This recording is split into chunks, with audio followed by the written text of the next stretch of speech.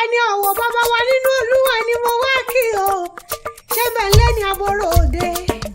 Reverend Father Stephen Ọmọkọba òní ọjọ́ ìkẹjọ oṣù kẹfà ọdún mẹ́bí ní ṣàyájọ́ ọjọ́ ìbí rẹ̀.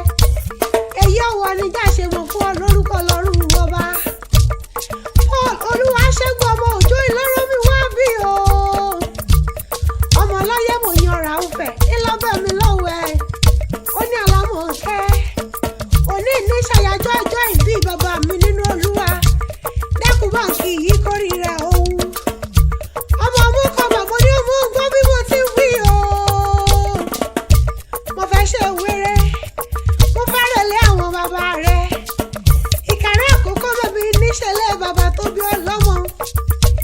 ọmọ Àkókò olóbì ìjà àǹtí rẹ̀ ọmọ ẹkùn tí gbòòrò òkè téńté jagun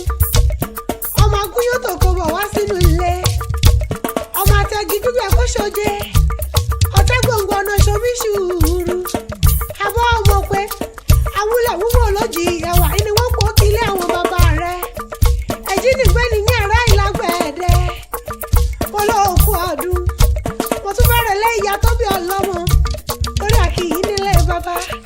kámọ́mọ́ nílé ìyá ò nílé ayé ń bí ìlú Péjú Èkìtì mẹ́bí níṣẹ́lẹ̀ ọlọ́kọ̀ tó wọ̀ ọ́ wá sáyé ọmọ arógún ṣe bí ẹ̀gà mẹ́bí ni wọ́n pọ̀ kí ilé ìyá rẹ̀ ọmọ wa ọmọ ẹkùn ọmọ olókè méjì ìtakọtabo ọmọ olókè lílá òkè lẹ́lẹ́kẹ̀ tí mọ́tò láyà mẹ́bí ni wọ́n pọ̀ kí ilé ìyá rẹ̀ olóò ti ṣe yìí èyí ọ̀wà ni jáṣe mọ̀ fún lórúkọ lọ́rùn ọba abá ọmọ pé ọdọọdún ìlà àárọ̀ yẹ ọdọọdún ìlà àárọ̀ òru àṣẹ Ọlọ́run Olódùmarè ni mo ní ayé ní lẹ́sẹ̀ ayé ọmọ níyì ọlẹ́sẹ̀ kúrò nínú ìfẹ́ Jésù Kristi ọba mo ní o ti ṣe yìí níwòye àmọ́dún kálẹ̀ kú sí bá ọ nínú rere gbogbo lórúkọ Jésù Kristi ọba.